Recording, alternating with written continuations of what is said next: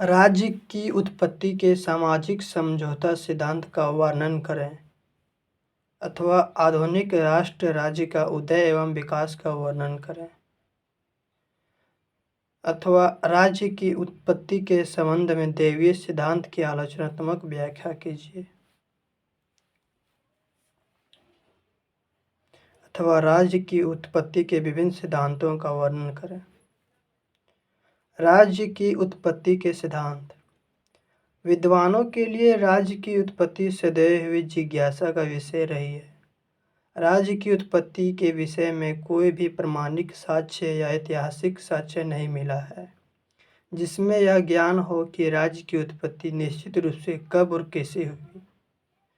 ऐतिहासिक तथ्यों के अभाव में विचारकों ने कल्पना के आधार पर राज्य की उत्पत्ति के संबंध में अनेक तर्क प्रस्तुत किए हैं, जिनके आधार पर राज्य की उत्पत्ति के सिद्धांत को अनेक के भागों में विभक्त किया गया है।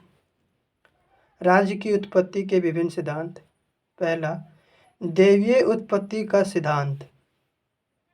राज्य की उत्पत्ति का यह सबसे प्राचीन और एक काल्पनिक सिद्धांत है। यह इस सामान्यता पर आधारित है कि राजा ईश्वर की रचना है। राजा पृथ्वी पर ईश्वर का प्रतिनिधि है। राजा के माध्यम से ईश्वर पृथ्वी पर शासन करता है। राजा अपनी शक्ति ईश्वर से प्राप्त करता है और ईश्वर के प्रति उत्तरदायी होता है।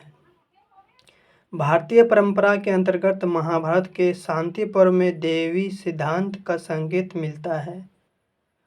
मनुस्मृति में कहा गया है कि इस लोक में अराजकता फैल जाने के कारण जब लोग इधर उधर भाग रहे थे, तब प्रभु ने राजा का सृजन किया। भारत में राजा को सूर्यपुत्र और नेपाल में विष्णु का अवतार कहा गया है। दूसरा, सामाजिक समझौता का सिद्धांत। सामाजिक समझौता का सिद्धांत राज्य की उत्पत्ति का एक महत्वपूर्ण सिद्धांत है। इस सिद्धांत के अनुसार राज्य एक मानवीय संस्था है। इसके अनुसार राज्य का निर्माण व्यक्तियों के पारस्परिक समझौता द्वारा किया गया है। समझौते होने से पूर्व व्यक्ति प्राकृतिक अवस्था में रहते थे। मानव जीवन की प्राकृतिक अवस्था में न कोई राज्य था और न ही कोई सरकार थी।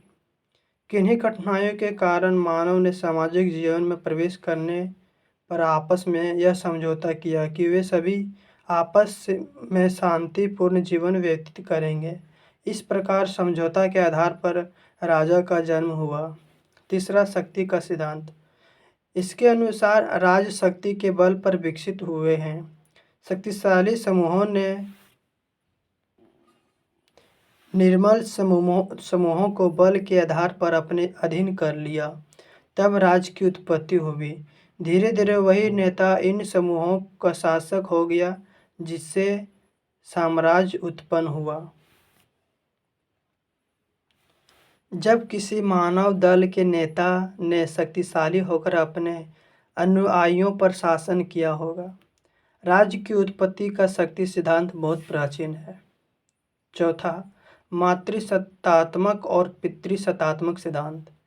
इस सिद्धांत के अनुसार मातृसत्तात्मक सिद्धांत को समाज की प्राथमिकता इकाई माना गया। शुरुआत से ही अस्थायी विवाह प्रथा नहीं थी। आकस्मिक रूप से स्त्री पुरुषों में पशुओं की भांति यौन संपर्क होता जाता था। स्त्री जिन बच्चों को जन्म देती, उसका पालन पोषण एक परिवार के रूप में वही करती थी। इस प्रकार परिवार की मुखिया स्त्री हुई तथा बढ़ते बढ़ते ये जन समूह कबीलों के रूप में संगठित हुए और राज्य की उत्पत्ति हुई। पांचवा, विकासवादी सिद्धांत। इस सिद्धांत के अनुसार जैसे जैसे समाज विकसित होता गया, वैसे वैसे लोगों के हितों में वृद्धि होती चली गई और राज्य की उत्पत्ति उसके प्राकृतिक विकास के क्रम पर आधारित है, जिसके कारण लोगों के विभिन्न वर्गों को अलग अलग अधिकार प्राप्त हो गए। इसी क्रमानुसार आगे चलकर राजनीतिक संगठन बने, जिन्हें राज्य कहा गया।